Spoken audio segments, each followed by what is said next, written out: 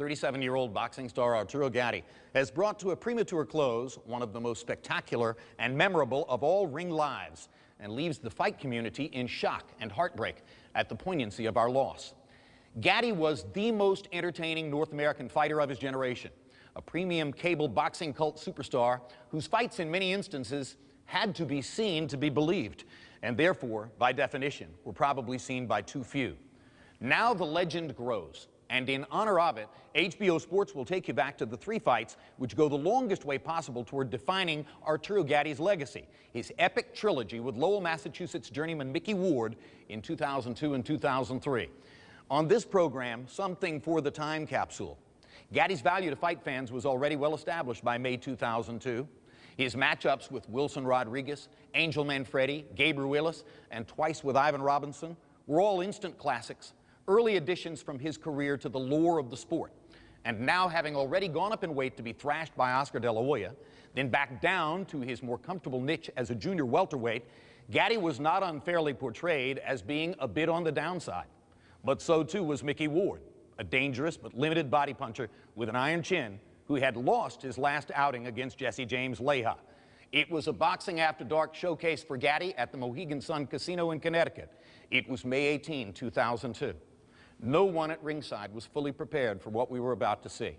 That includes Larry Merchant, Emmanuel Stewart, and me. Here's how we called what happened in the following hour. Everybody's expected a good fight tonight. Mickey Ward starts off with a left hook upstairs, not the trademark punch. That one goes to the ribs, but perhaps a reminder to Gatti, I'll throw it up here too. Gatti's take on how to fight Mickey Ward, who is a body puncher destroyer. Well, he says body punchers don't like it to the body. I'll hit him in the rib cage too. And I think he's going to do that too. But another big left hook. Mickey's not going to get behind on points in this fight in case he gets stopped on an accidental injury. That's for sure. He's coming out off the bat. Normally a slower starter who sort of builds tempo as the fight goes on, but that's a good point. He probably learned a bit of a lesson in Texas about the importance of getting off early. Yes, but he's also going to learn the importance of throwing a straight right hand too, because that looping right hand is not going to be effective tonight. Let's keep it straight.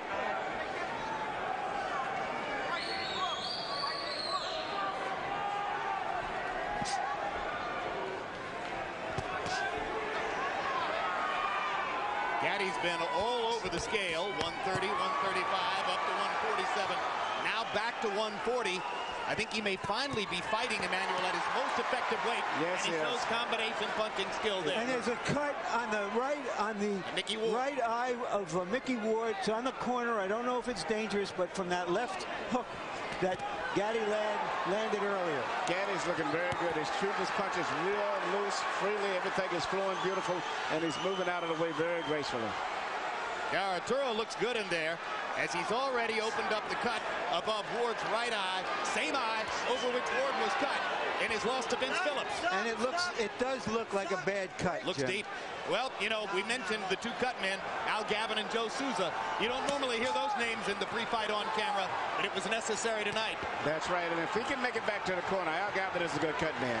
In fact, both of them are good cut men. Al's as good as there is. If there's anybody who's that good, it's Joe Souza, who's across the way. So both guys may end up bleeding if this fight continues at the way that it's going.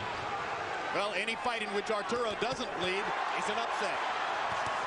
Look at the combinations, though, from Gatti. Everything is flowing beautiful, very natural.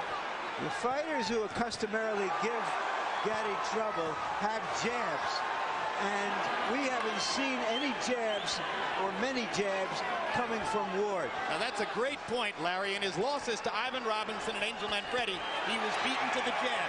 Ward walks in without jabbing. That's perfect for Gatti.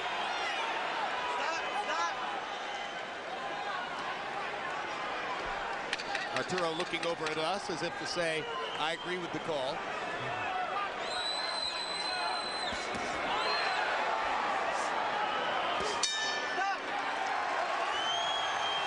Good round for Arturo Gatti. Excellent.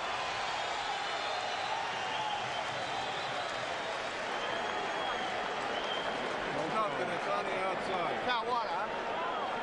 Bucket? Right here to the right. Right here. This is Gavin to the right of your screen, and you can see that Al has already gone to work. Okay.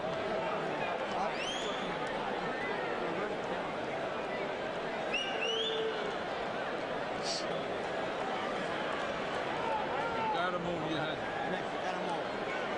Can you do that? And Emmanuel, let's take a look at how this cut was opened in the first round. I believe, as Larry said, on an Arturo Gatti left hook. Well, the cut's already there.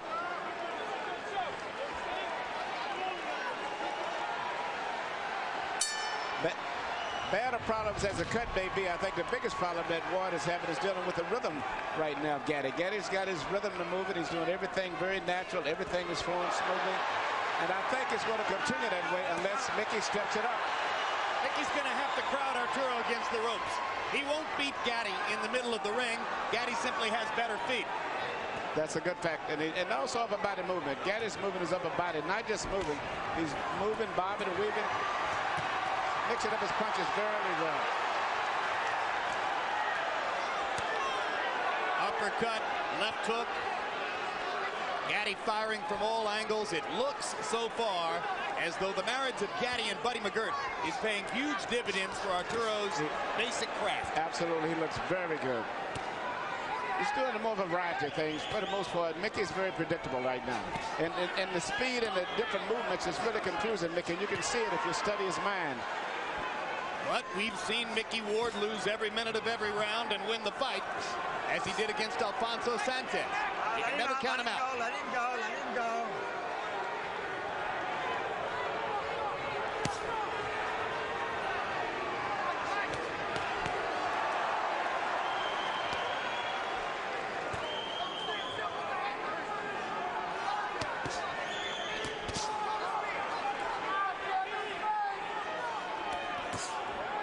Ward is having problems with the power that Gatti's got, because Gatti's a good puncher. He turns all of his body doing his punches, and he's what we call a free puncher. He lets all of his body turn all the way through, very loose and natural. And it's the variety of things that he's doing that's really causing a lot of problems. You understand? Whereas Mickey is very predictable. Plus, I think the punching power of Gatti, in addition to his boxing, is very effective. Yeah, between rounds, when we focused on Ward's corner to watch Al Gavin work the cut, I'm told that Arturo Gatti's people, trainer Buddy McGirt in particular, were telling him, you've got too much power for Mickey. He's not used to facing power like yours. At this stage, he's got a little bit of too much of everything. Started to say, I think it's the speed more than the power. The speed, and he's shooting uppercuts, left hooks, right hands over the shoulder, a variety of things. By Body punches. numbers, Arturo threw 70 punches in round one. He's going to wind up throwing more than 70 at this rate in round two. And he's connecting at a high percentage, and Ward is just occasionally getting in a pot shot here and there. The impressive thing about what Gatti is doing is that when he throws those combinations, he's not staying there long enough to get hit in return. Now, Ward is doing exactly what he should do. Now, he's closing the distance now to try to neutralize some of the movements. He's closing the distance before he punches. Here you keep the punches up. And now Cappuccino warning Gatti to keep punches up. So let's make a note that there was a verbal warning at the end of round two.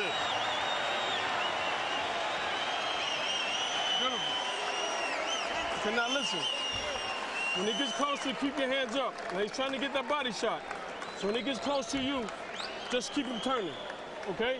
You're boxing beautiful. Just keep using the speed, okay? Straight right hand. You can punch on him all day long. You just stand there. Head movement, double jab. Head movement, double jab. Your overhand right, but you got to keep your right hand out. All he's looking for is a hook or an uppercut on you. That's it. Deep breath. Come on, use the 30-second rest. Put your head back. Let me swallow. Just keep moving your head. As long as it goes, the better Come it's on, off, man. right? You heard him there. Okay. Come on, man. Come on, man. Come on, man.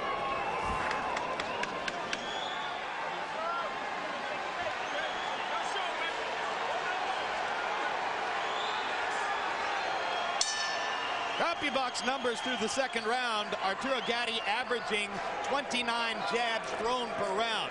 That makes it very difficult for Ward, who doesn't really have a jab, to start his attack. But Ward seems to be applying more pressure now and trying to get closer. And he's going to have to continue doing that. He can't sit back at a distance. He's going to have to get very close to Gaddy if he's got any chance of pulling this fight off. And he's going to have to trust that Al Gaddy can keep the cut under control and keep him in the fight even as he presses forward. Yes, he does. Gavin seems to have did a good job. Usually a good cut man takes 2 rounds before the blood really coagulates. Hard left hook by Arturo Gaddy. Gaddy landing a lot of punches cleanly and sharply.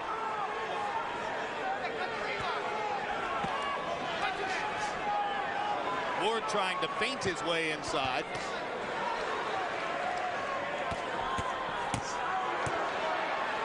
Looks as though Gaddy is so conscious of Ward's left hook that there might be an opening here for Ward to land the right hand. But he's not really quick with the right, the way he is with the left. See, Ward is primarily dealing with one punch for the most part. His most of the punch is going to restrict his left hand.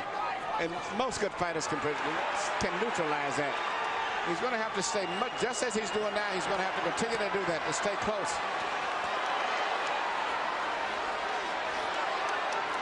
Gaddy turning away from Ward at the ropes and back to the center of the ring.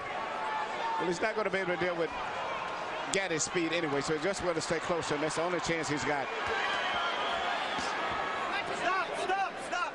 Earlier in the round, Ward landed his first good hook to the body. He has to do more of that if he's going to be there in the second half of the fight. He just landed his second good left hook to the body. You got to remember also that Gaddy himself cuts up and swells up pretty bad himself. Well, and if anything will take Gaddy's foot movement away, it would be that left hook to the body. If Ward could get it in there. And he's getting closer and closer now.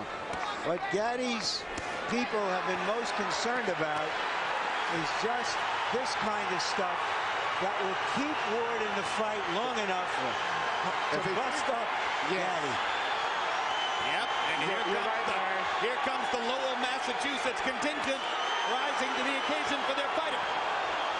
Yeah. And here's Gaddy with some of that. I'll give it to him as a body medicine. Now the fight has turned out to be what we expected.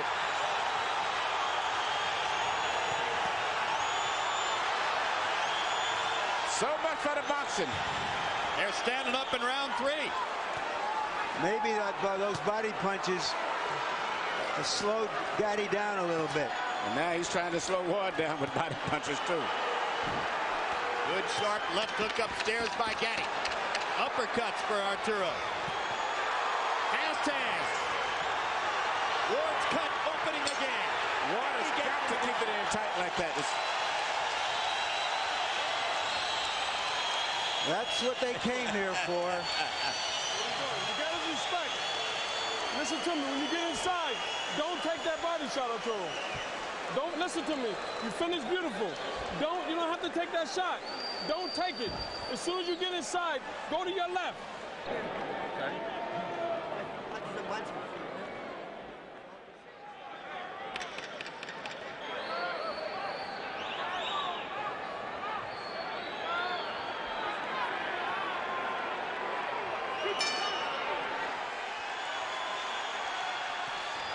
Round 4 begins. In round 3, the two fighters, by CompuBox estimate, landed a combined 53 power shots. 30 for Gaddy, 23 for Ward. Harold, how do you have it so far? Okay, Jim, 3-0, 30-27, Arturo Gaddy. Jim, I got to tell you, Arturo Gaddy showing us not only beautiful combinations, but really, really nice ring generalship. It's a big ring, probably something like 22 feet. He's moving beautifully, keeping Mickey Ward off balance. When he did stand still in the last minute of round 3, he ripped those shots to the body, always combinations. I think Arturo Gaddy's won all 3 rounds, although the third one was close. Given that Ward is the New England fighter, Manny, you have to be surprised at the size of the ring. Yes, I thought it would be a smaller ring to favor him, but right now the ring is a big ring, which really would favor Gaddy since he's coming to this fight predicted that he would be the boxer. Gaddy's left eye beginning to swell. No blood yet. Gaddy's left eye swells in virtually every fight. That's because of those high cheekbones that he has. Good right hand. Good right hand. Good right hand. And Gaddy good right hand. And he hurt him with that right hand too. Gaddy trying to clear his head, comes back with his own punches. Now the Warrior is going to come out of both of those guys. I don't think the boxing is going to be too much from this point on. I think Gaddy's going to have to fight Mickey because Mickey's putting too much pressure on him now. And he's going to resort back to what he's been doing most of his career, and that's to punch. Gaddy to the body. Gaddy with uppercut. Straight right hand. Oh, this is good stuff. Looks like there's blood coming now from Ward's mouth. But we saw Ward in those type of fights. Remember the fight with Emmanuel Burton, so this is just one of his normal fights. Fight of the year for 2001, Ward Burton broke a lot of confidence. Oh, that's another right-hand bomb by Mickey Ward. Gaddy takes this one a little better, but he's been rocked in this round. Oh, big left hook by Ward, big left hook by Gaddy. In that fight against Emmanuel Burton, the 35-year-old Ward averaged 118 punches around. And what's surprising me now, he's coming back with a beautiful short right hand. That's what his most effective punch tonight has been, the right hand now, more so than the body punch.